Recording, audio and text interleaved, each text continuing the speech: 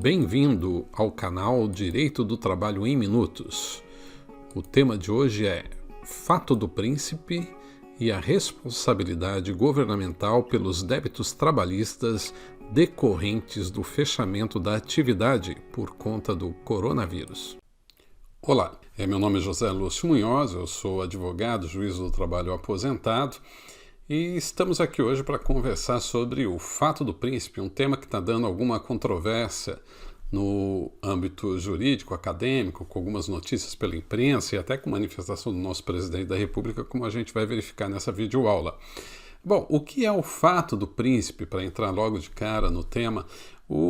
É a intervenção do príncipe, isso vem do direito francês, a intervenção do príncipe, do governante, do prefeito, do governador, do presidente, do monarca, enfim, que altera a dinâmica dos contratos anteriormente estabelecidos. Ou seja, vem uma nova lei, uma nova medida governamental que impede a atividade, que prejudica a atividade, e isso acaba alterando o contrato. Bom, e como fica essa situação? Vamos ver um pouquinho. No direito brasileiro, a Lei 8.666, que trata das licitações, é a lei das licitações, ou seja, dos contratos com a administração pública, o contrato com a prefeitura, com o Estado, com a União, e esses contratos são regidos pela Lei 8.666 e podem ser alterados, porque uma vez firmado o contrato com um preço com a administração, você não pode alterar aquele preço ao seu bel prazer, tem que ter alguns motivos. Dentre os motivos possíveis que autorizam a mudança dos preços, normalmente preços estabelecidos ou das circunstâncias contratuais estabelecidas com a União, está lá para restabelecer a relação que as partes pactuaram inicialmente entre os encargos contratado e a retribuição da administração para a justa remuneração da obra, do serviço, do fornecimento, objetivando a manutenção do equilíbrio econômico-financeiro do contrato, nas hipóteses de sobrevirem fatos imprevisíveis ou previsíveis, porém de consequências incalculáveis, retardadores ou impeditivos da execução do ajustado, ou ainda, nos casos de força maior, caso fortuito, ou tá aí o danado, fato do príncipe, configurando alha econômica, prejuízo econômico, ou grande risco econômico extraordinário, e extracontratual porque fora do contrato, ninguém previu, ou ainda que previu, mas não naquela extensão imaginável, de consequências incalculáveis, como diz a lei. Mas, de todo modo, o fato do príncipe, o termo, embora não definido na lei, a lei o refere de modo expresso, o que é pouco comum no âmbito jurídico. Mas é perfeitamente possível você ter um termo que é compreendido no âmbito da academia ser incluído numa lei. E a lei, ao fazer referência ao fato do príncipe, ainda que ela não o defina expressamente, nos meios acadêmicos, os estudiosos do direito sabem o que significa o fato do príncipe, ou seja, essa intervenção estatal no âmbito da atividade particular ou da atividade do contrato público que altera significativamente esse contrato. E até teria, no parágrafo 5º, até dar alguns outros exemplos de outras circunstâncias, como, por exemplo, o aumento de tributos dentro de uma atividade. E aí as partes têm que renegociar aquele contrato. Se o tributo era de 3%, passou a ser de 30%, é claro que o produto será mais caro. E aí a parte tem uma autorização para negociar, para alterar o contrato, para restabelecer a relação, ou seja, aquele equilíbrio econômico-financeiro inicial.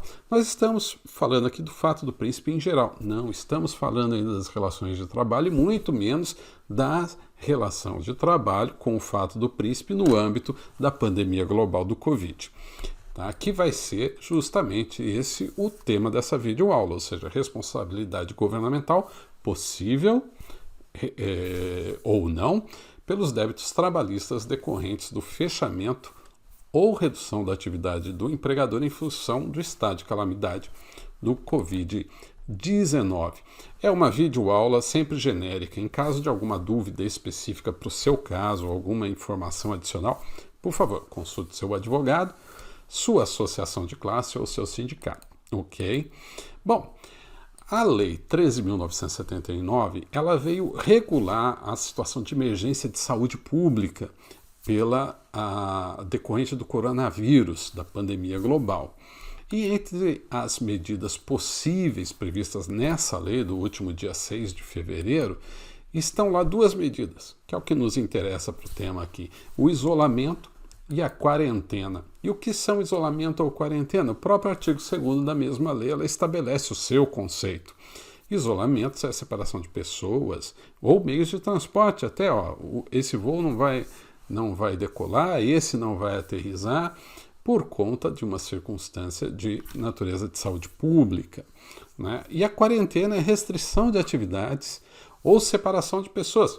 Eu estou aquarentado aqui no Reino Unido, onde eu faço meu PhD, por conta justamente dessa pandemia. E esses atos, o isolamento ou a quarentena, eles têm o objetivo de evitar a possível contaminação ou propagação do coronavírus e as consequências que isso pode causar para toda a sociedade. Então a lei previu essas possibilidades, isolamentos e quarentena. Ela não estabelece o isolamento ou a quarentena, mas prevê essa possibilidade. E mais que isso, dias depois, em março, no dia 20, houve um decreto legislativo que ficou reconhecida a ocorrência do estado de calamidade pública no Brasil, por conta da pandemia. Estamos em estado de calamidade. Os efeitos desse estado de calamidade vai até 31 de dezembro de 2020. E por conta dessa calamidade, o governo fica autorizado a não cumprir as suas obrigações no âmbito tributários, das suas finanças. Ele tem mobilidade de mexer no seu orçamento por conta da situação de calamidade. E também por conta dessa calamidade foi editada uma medida provisória 927. E aí eu tenho uma videoaula exclusivamente sobre aquela medida provisória, e aí eu remeto quem tiver interesse para assistir aquela aula que é bastante longa. Aqui estamos tratando apenas do fato do príncipe. Bom, e com base nessa lei, na questão de calamidade pública, o governador do estado de São Paulo lançou um decreto, 64.881, no último dia 22 de março, estabelecendo a quarentena. Lembra que na lei se possibilita a quarentena? Pois é. Aí veio o governador do estado e decretou a quarentena, consistente em restrição de atividades, que vigorará de 24 de março até 7 de abril. É claro que isso pode ser prorrogado de acordo com o decreto, ou até reduzido, caso tenha elementos científicos para adotar uma medida ou outra de acordo com a gravidade da doença ou da possíveis contaminações no país. Bom, aí esse decreto determina a suspensão o atendimento presencial ao público em estabelecimentos comerciais e prestadores de serviços, casas noturnas, shoppings, galerias, academias, centros de ginásticas, mas podendo tais entidades realizar atividades internas. E também fica suspenso o consumo local em bares, restaurantes, padarias, sem prejuízo dos serviços de entrega, delivery e drive-thru, ou seja, aqueles de entrega por motoboy ou carro, enfim, por bicicleta, ou aquele em que você passa para retirar, faz a coleta, take away, como se diz aqui, e aqui também está sendo aplicado esse mesmo sistema. E como eu disse, não é só o governo do estado, diversos outros governos estaduais no Brasil e também municipais estão adotando medidas relacionadas à pandemia, tentando cada um evitar a proliferação da doença no âmbito do seu território. E no mundo não está sendo diferente, né? Paris, vejamos aí, a foto da Torre Eiffel completamente sem pessoas, né? É difícil e triste você ver uma imagem dessa, né? Aqui Berlim, também na Alemanha, aplicado lockdown, e aqui no Reino Unido, aqui a capital da Inglaterra, Londres, também com lockdown completamente vazio, ou com muitas poucas pessoas ainda pelas ruas. E diante dessa intervenção do governador de São Paulo e de outros governadores, determinando o encerramento ou fechamento, ou melhor dizendo, a suspensão das atividades durante esses períodos que foi estabelecido, no caso do governo de São Paulo até o dia 7 de abril, e de outros governos, em outras datas estão sendo utilizadas, no governo de Santa Catarina, de Goiás, enfim, outros locais, o presidente da República acabou dando uma declaração. Vamos ouvir o que ele diz sobre... Tem um artigo na CLT que diz que todo empresário, comerciante, etc., que foi obrigado a fechar seu estabelecimento por decisão do respectivo chefe do executivo, os encargos trabalhistas quem paga é o governador e o prefeito, ok? Outra coisa, presidente. Tem um artigo na... Então, o presidente disse que tem um artigo na CLT e que caso o empregador for obrigado a fechar por ato do governo, ele vai ter que pagar esses encargos trabalhistas. Será que é isso? Vamos olhar? Bom, o fato do príncipe na CLT tem? Tem. O presidente está certo. Tem um artigo na CLT que fala do fato do príncipe. Não expressamente utiliza esse termo, mas é a concepção jurídica dele.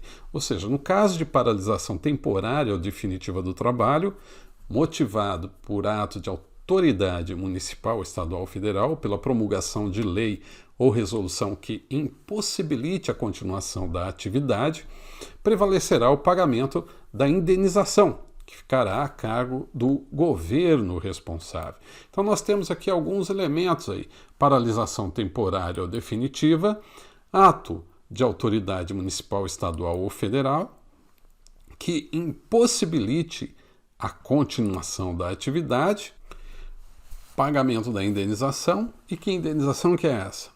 É a indenização prevista no capítulo da CLT, onde está o artigo 486, que é a multa de 40% do FGTS.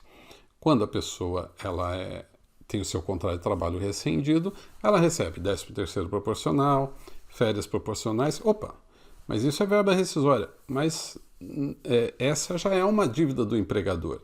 Porque se ele já tem 6 meses de trabalho, ele já teve direito à metade das férias. Isso já é algo que já foi adquirido ao seu patrimônio. O empregador já deve, ou seja, não é a intervenção do príncipe que vai estar gerando essa dívida. Não é a intervenção do príncipe que está gerando 3/12 do 13º salário. Isso já é uma dívida que já foi consolidada com o tempo. Então, a única dívida, ou seja, a indenização pela rescisão do contrato de trabalho, é a indenização da multa dos 40% do FGTS. E aí, nessa hipótese, a responsabilidade seria do governo que causar o ato. Então, olha lá, o presidente fez a menção à CLT, de fato, tem um dispositivo na CLT a esse respeito, que fala do pagamento de indenização. O presidente utiliza encargos, não está correto o termo, porque encargo seria mais que a indenização, mas não, a CLT ela limita ao pagamento da indenização e o faz acertadamente. E a responsabilidade seria do governo que causar o ato. O presidente aponta num caminho aparentemente justificado na CLT. Mas será que é isso? Vamos melhor compreender na sequência. Bom, o fato do príncipe, para que haja responsabilidade, é preciso, normalmente, que haja ato intencional, discricionário do príncipe. O fato do príncipe deve ser criado por ele, ou ele dá causa àquele fato. Hoje, quando os governadores estão determinando a restrição de isolamento ou quarentena, não é por conta de uma situação criada pelos governos, num ato discricionário dos governos. Trata-se de uma pandemia, de um problema grave de saúde, que tem que haver a intervenção dos governos. Vamos ver o que diz a Constituição? É competência comum da União, dos Estados e dos Distritos Federal cuidar da saúde da população, da saúde como um todo.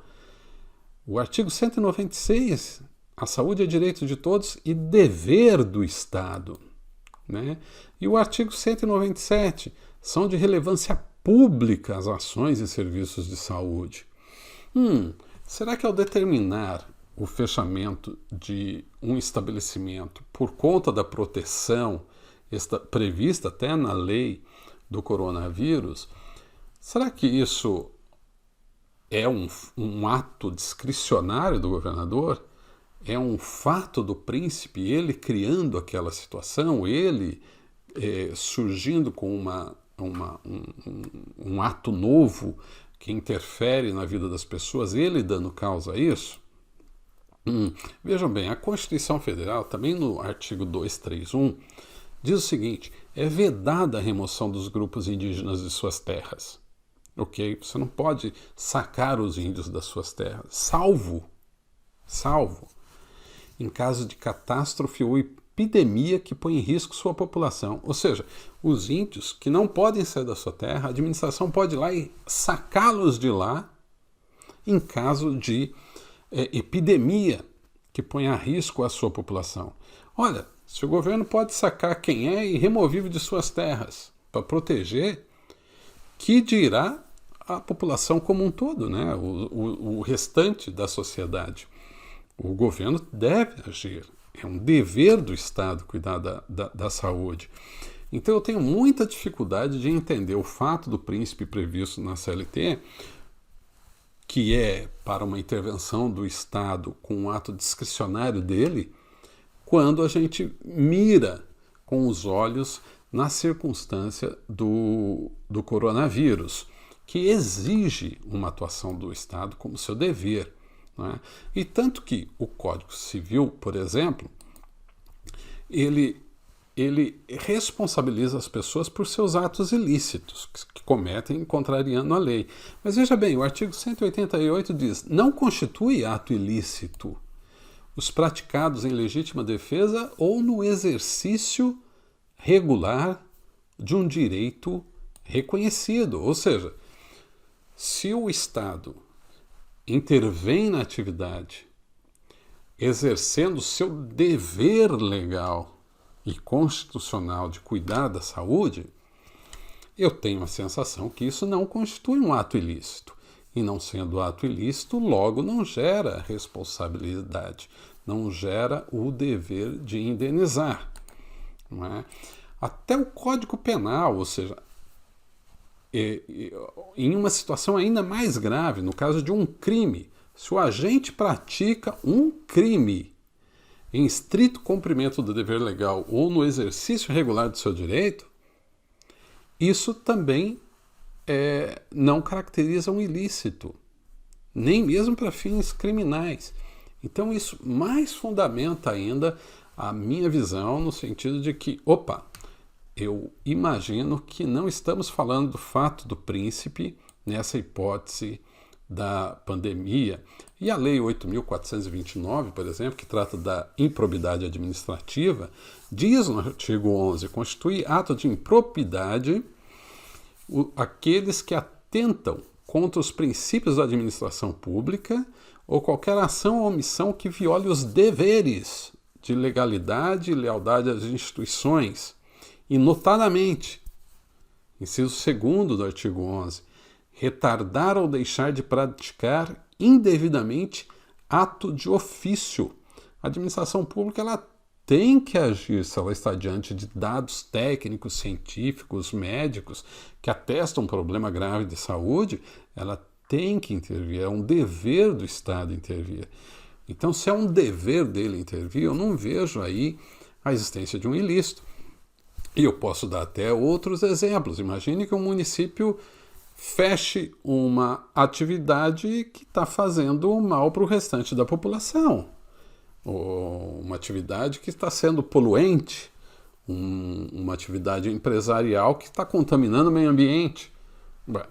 O agente público vai lá, vai fechar a unidade. É um ato de agente público? É um ato do príncipe? É um fato governamental. Vai fechar a atividade? Vai. A atividade, o empreendedor terá que demitir as pessoas? Sim. Isso gerará a responsabilidade do Estado? Não. Não é? Porque a própria empresa estava contaminando. Então não teria sentido usar essa responsabilidade nessa situação. Como eu vejo, não teria o mesmo sentido utilizá-la agora na questão do coronavírus. Não é? Mas aí você pode dizer, o artigo 37, parágrafo 6º da Constituição, diz que as pessoas de direito público e as de direito privado, prestadoras do serviço público, responderão, e aqui independentemente de culpa, pelos danos que seus agentes causarem a terceiros, assegurado o direito de regresso contra o responsável. Trata-se da responsabilidade objetiva do Estado. Veja bem, as pessoas normalmente respondem de modo subjetivo, ou seja, eu tenho que demonstrar que eu tive culpa num dano eventualmente causado a terceiro.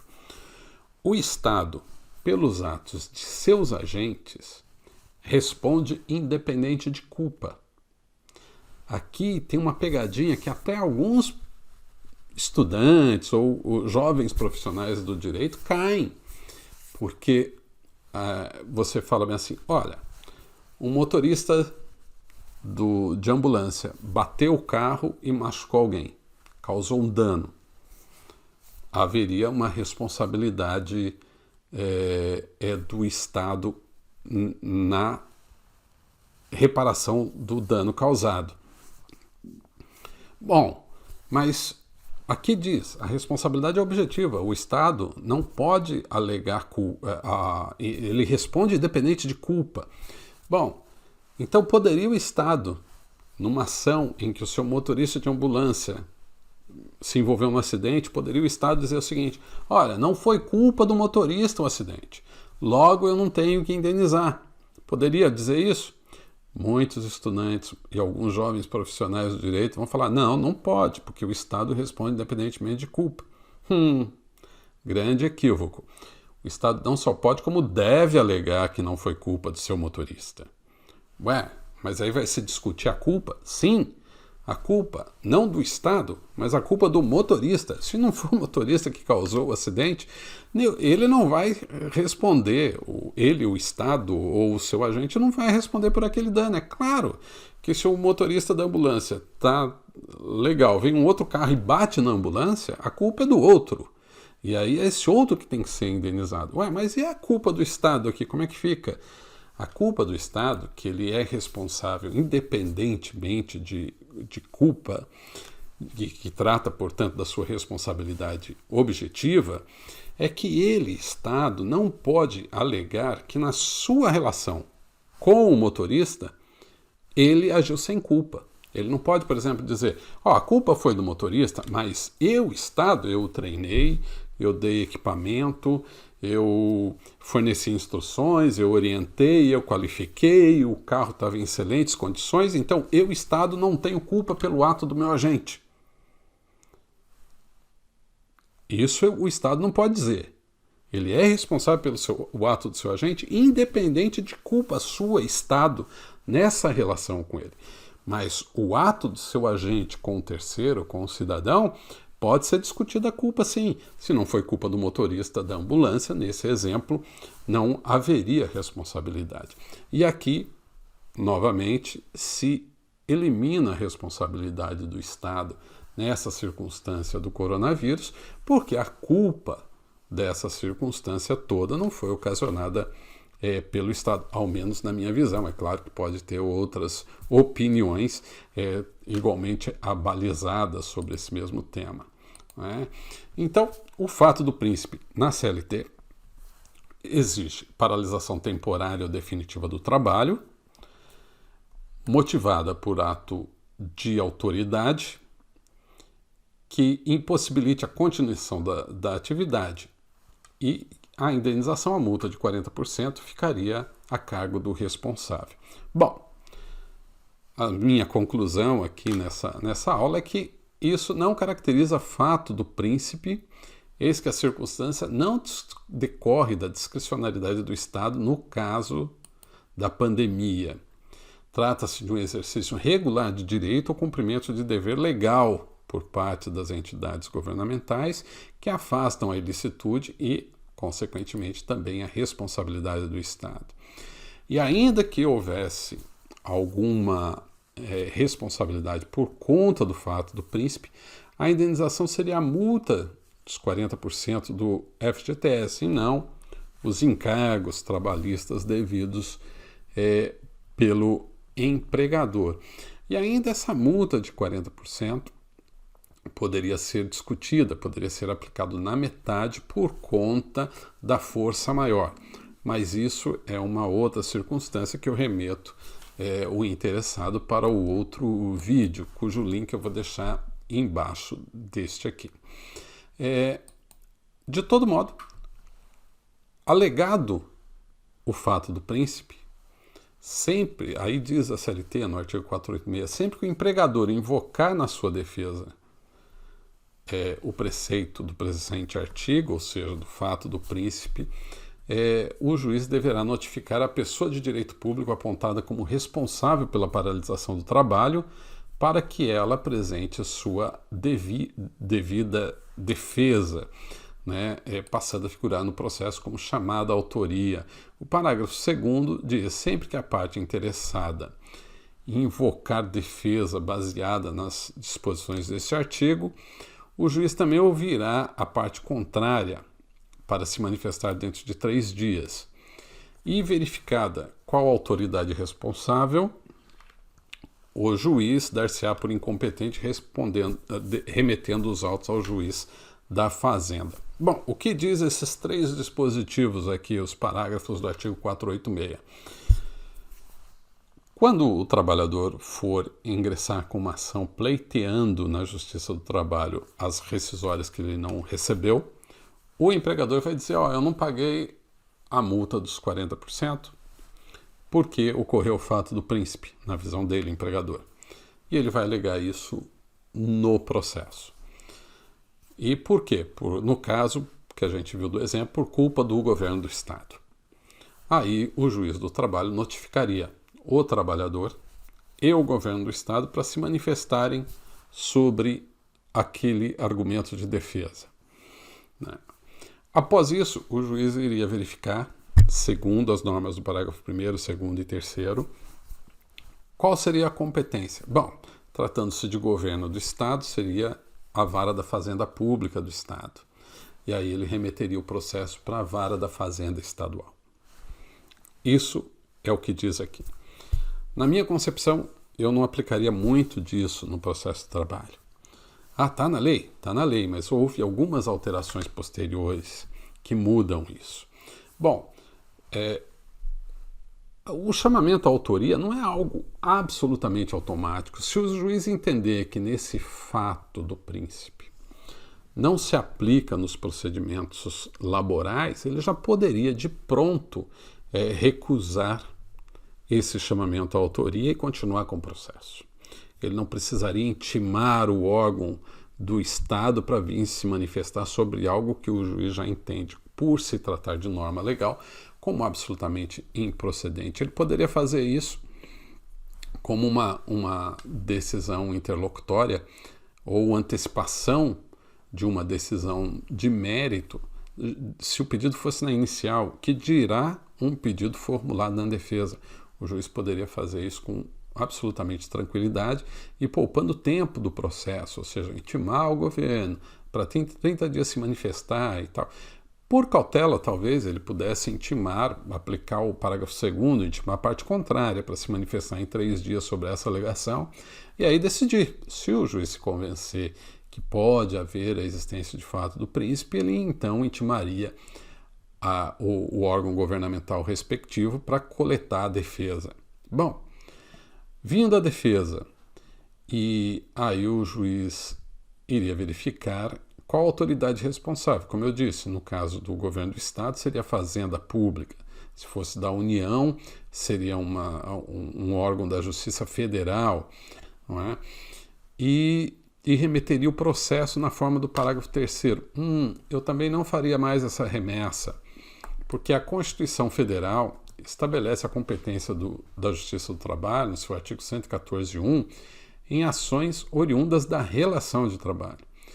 E essa ação, para se dizer se é devido ao FGTS ou não, ela é uma competência da Justiça do Trabalho. E se a responsabilidade for do terceiro no mero chamamento à autoria, isso está dentro do âmbito do processo principal. Então eu entendo que esse 486 da CLT foi implicitamente revogado pelo artigo 114.1 da Constituição Federal. Ele é incompatível, não foi recepcionado pela Constituição Federal. Então eu manteria a competência da Justiça do Trabalho, inclusive para decidir sobre a aplicação ou não do fato do príncipe nos processos. Ok? Essa foi a videoaula de hoje, espero que tenha sido de interesse de vocês. Mantenham a calma, isso tudo vai passar. Pode demorar 2, 3, 5, 10 semanas, mas vai passar. Então não precisamos agir com tanto desespero, tomar cuidado, se cuidar e ter, é lógico, maturidade, equilíbrio nas decisões empresariais. Ok? Muito obrigado e até a próxima.